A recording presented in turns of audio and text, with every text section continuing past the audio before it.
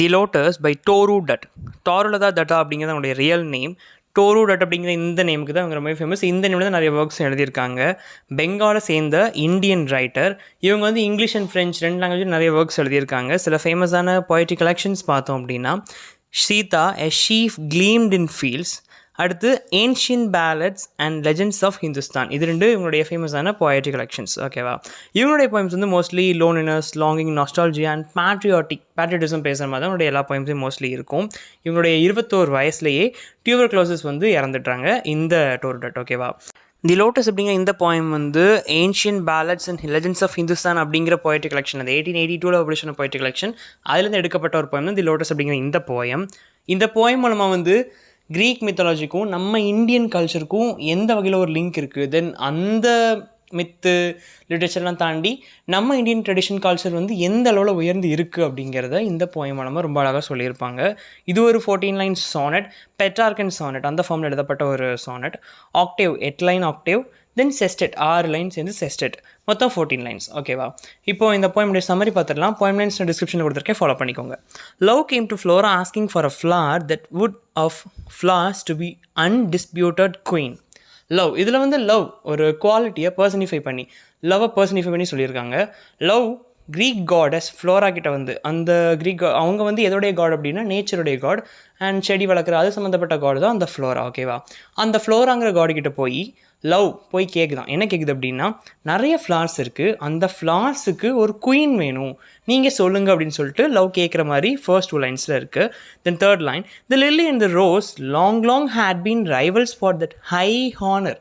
Lily rose, இந்த 2 பூக்களுக்கு இடையில் ஒரு பெரிய ரைவல்ரி ரொம்ப வருஷமாக இருக்குது. ஏன்னா நிறைய ரைட்டர்ஸ் அவங்களுடைய ஒர்க்ஸில் வந்து ரோஸை ஹானரிஃபை பண்ண மாதிரி லில்லியும் ஹானரிஃபை பண்ணியிருக்காங்க. ஸோ 2க்குமே ஈக்குவலாக போட்டி, அதாவது இதுக்கு சளைச்சா அது இல்லை அப்படிங்கிற மாதிரி பல ஆண்டுகளாக ஒரு போட்டி இந்த 2 பூக்களுக்குள்ளேயும் இருக்குது.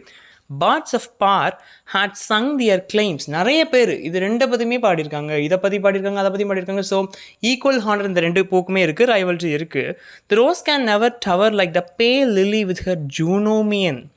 இப்போ இந்த லில்லி இருக்கு இல்லையா, இந்த லில்லி வந்து க்ரீக் காடஸ் ஜூனோ, ஜூபிட்டருடைய ஒய்ஃப் ஜூனோவோட சம்மந்தப்பட்ட ஒரு பூ தான் இந்த லில்லி. ஓகேவா, ஸோ ஃபஸ்ட் என்ன சொல்கிறாங்க அப்படின்னா, ரோஸால் வந்து இந்த லில்லி மாதிரி ஆக முடியாது அப்படின்னு சொல்லியிருக்காங்க. But is the lily lovelier? ஆனால் அதே மாதிரி லில்லி வந்து ரோஸ் மாதிரி லவ்லியராகவும் இருக்க முடியாது. ஸோ இது மாதிரி அது இருக்க முடியாது, பட் இது 2மே ஈக்குவலான ஒன்று தான். இதோட குவாலிட்டிஸ் அதுக்கிட்ட இல்லை, அதோட குவாலிட்டிஸ் இதுக்கிட்ட இல்லை. ஏன்னா இப்போது லில்லி வந்து க்ரீக் காடஸ் ஜூனோட சம்மந்தப்பட்டிருக்கு அப்படின்னா, இந்த ரோஸ் இருக்கு இல்லையா, இது வந்து க்ரீக் காடஸ் சைக்கோட சம்மந்தப்பட்டிருக்கு, அதோட சம்மந்தப்பட்ட ஒரு பூ.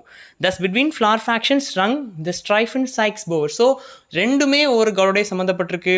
2க்குமே நிறைய போய்ட்ஸ் புகழ்ந்து சொல்லியிருக்காங்க. இது மாதிரி அது இருக்க முடியாது, ஏன்னா இது ரொம்ப சாஃப்டாக இருக்குது, லவ்லியராக இருக்குது, அது அப்படி இல்லை, அது மாதிரி ரொம்ப உயரம், அது மாதிரி ஒரு ப்ரைடு இதுக்கிட்ட இல்லைன்னு சொல்லிட்டு மாற்றி 2 பூவுக்குமே இதெல்லாம் இந்த லவ் சொல்லுது. ஓகேவா, இதோட 8 லைன் ஓவர் ஆகுது, ஆக்டேவ் ஓவர் ஆகுது.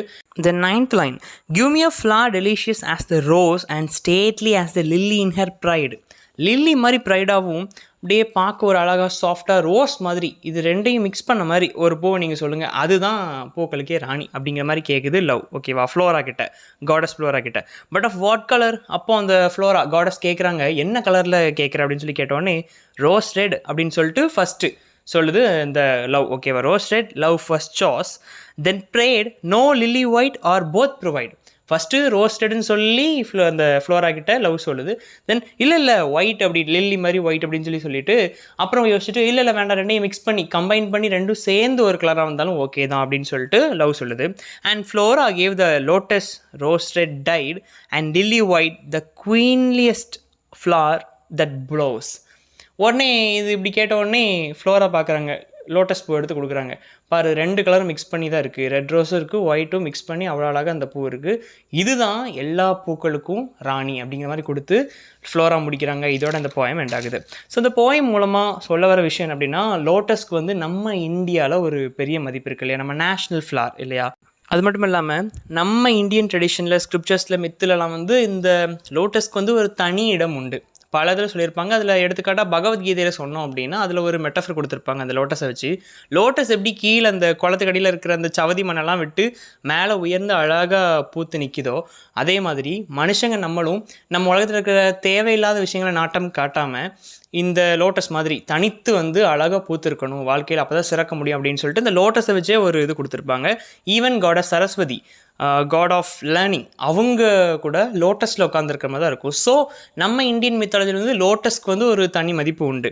அதை எடுத்து காட்டுற மாதிரி தான் இந்த போயமில் லோட்டஸை அப்படியே ஒரு பெருமைப்படுத்தி சுப்பீரியராக இந்த போயமில் காட்டியிருப்பாங்க. மட்டும் இல்லாமல் நம்ம இந்தியாவில் கொடுக்குற இந்த பத்ம அவார்ட்ஸ்லாம் வந்து சென்ட்ரலாக இந்த லோட்டஸ் தான் ஐக்கானாகவே இருக்கிற மாதிரியும் காட்டியிருப்பாங்க. ஓகேவா? ஸோ லோட்டஸ் வந்து நம்ம இந்தியன் எடிஷனில் எந்த ஒரு இடத்துல இருக்குது அப்படிங்கிறத சொல்லியிருக்காங்க.